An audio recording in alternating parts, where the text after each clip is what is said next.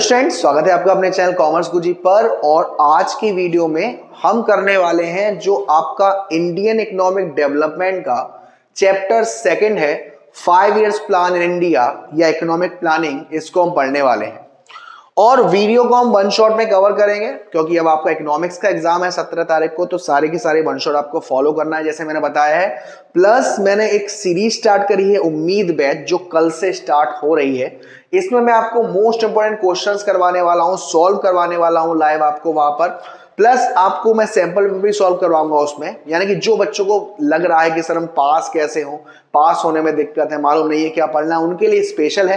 तो डिस्क्रिप्शन में आपको मेरा व्हाट्सएप नंबर मिल जाएगा। जो भी बच्चे उस बैच को ज्वाइन करने में इंटरेस्टेड हो आप व्हाट्सएप कर लीजिएगा। डिस्क्रिप्शन में आपको इंस्टाग्राम आईडी मिल जाएगी, फॉलो कर लीजिएगा। ठीक है, चलिए स्टार्ट करते हैं। चैप्टर का नाम है जैसे कि 5 ईयर प्लान्स इन इंडिया या इकोनॉमिक प्लान इन इंडिया। अब इसकी शुरुआत कैसे हुई? हमारे भारत में ऑल ओवर द वर्ल्ड अगर बात करी जाए तो एक इकोनॉमिक सिस्टम है जिसको सभी फॉलो कर रहे हैं। वो इकोनॉमिक सिस्टम क्या है? जो आपने क्लास 11 में शायद सुना होगा, what to produce, how to produce और whom टू प्रोड्यूस, यानी कि क्या बनाएं, किस चीज का प्रोडक्शन करें, किसके लिए प्रोडक्शन करें और किसकी सहायता से करें, जिसको हम कह रहे हैं कि सिस्टम ऑफ प्रोडक्शन। किस चीज से हम प्रोडक्शन करें, लेबर से प्रोडक्शन करें या कैपिटल से प्रोडक्शन करें। लेबर से प्रोडक्शन करेंगे तो बेरोजगारी कम हो जाएगी लेकिन कॉस्ट ज्यादा पड़ेगी, और मशीन से करेंगे तो बेरोजगारी बढ़ जाएगी लेकिन कॉस्ट कम पड़ेगी। सिस्टम ऑफ रिसोर्स एलोकेशन, किसके लिए प्रोड्यूस करें, और system of distribution of goods and service, जो लोग गुड्स बनाएंगे उनको बदले में हम क्या दें। फैक्टर इनकम जिसको हम कहते हैं, compensation of employ, rent, interest, profit, ये सारी चीजें। तो इन चीजों को कवर करने के लिए हमारे पास 3 इकोनॉमी होती है। पहली इकोनॉमी होती है हमारी कैपिटलिस्ट इकोनॉमी, जिसको हम मार्केट इकोनॉमी भी कहते हैं और कैपिटलिज्म भी कहते हैं। अब यहां पर क्या होता है सर, ये इकोनॉमी में जो भी डिसीजन है, व्हाट टू प्रोड्यूस, आपको जो प्रोड्यूस करना है वो करिए, गवर्नमेंट का कोई भी इंटरफेयर नहीं होगा। हाउ टू प्रोड्यूस, आपको मशीन सस्ती पड़ रही है तो मशीन से करिए, लेबर सस्ती पड़ रही है लेबर से करिए, गवर्नमेंट का कोई भी इंटरफेयर नहीं होगा। यानी कि इसमें सारा what to produce, how to produce, whom to produce होता है हमारे प्राइवेट सेक्टर्स में, प्राइवेट लोगों के हाथ में होता है। तो प्राइवेट लोग ज्यादा से ज्यादा क्या करेंगे, अपने प्रॉफिट को मैक्सिमाइज करेंगे, वो ज्यादा से ज्यादा प्रॉफिट कमाएंगे, और ज्यादा से ज्यादा प्रॉफिट कमाने के लिए काम करेंगे तो हमारा जीडीपी तो बढ़ेगा, लेकिन इसका डिमेरिट एक रहेगा कि सोशल वेलफेयर पर ध्यान नहीं जाएगा, सोशल जस्टिस पर ध्यान नहीं जाएगा।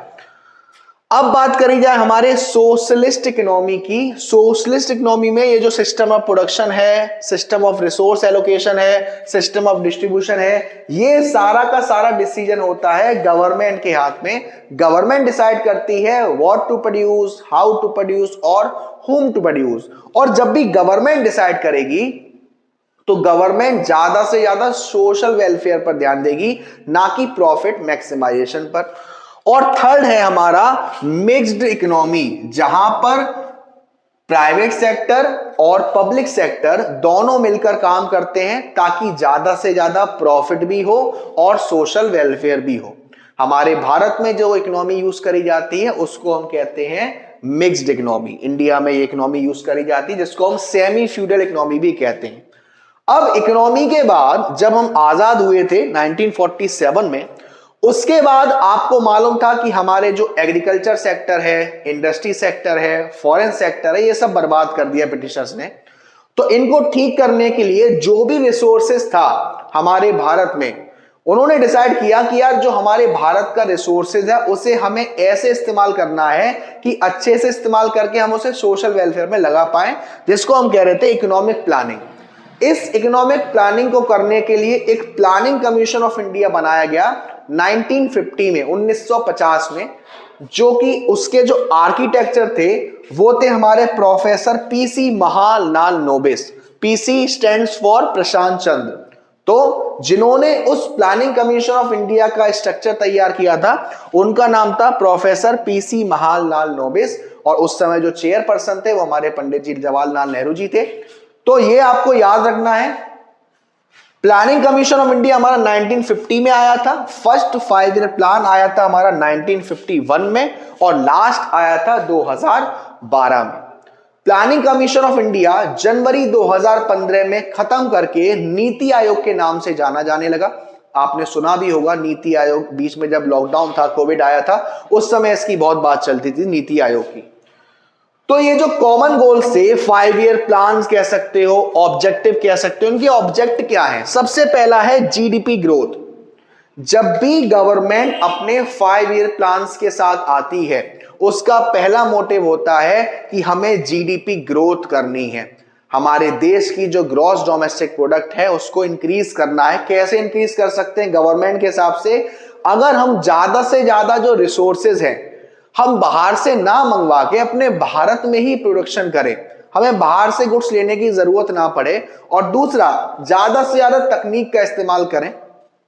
ऐसा करके हम अपनी जीडीपी की ग्रोथ कर सकते हैं। सेकंड था हमारा मॉडर्नाइजेशन। मॉडर्नाइजेशन का मतलब है कि जो भी नई नई तकनीक आ रही है उसका इस्तेमाल करना।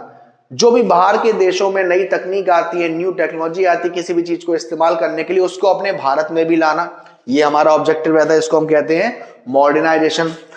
थर्ड था हमारा सेल्फ रिलायंस और सेल्फ सफिशिएंसी। जब हमारे देश को किसी भी चीज की जरूरत पड़े, वो चीज हमारी कंट्री में अवेलेबल होनी चाहिए, हम किसी दूसरे पर निर्भर नहीं होने चाहिए। तो सेल्फ रिलायंस का मतलब कि हमें जो चीज चाहिए वो हमारे पास ही अवेलेबल हो।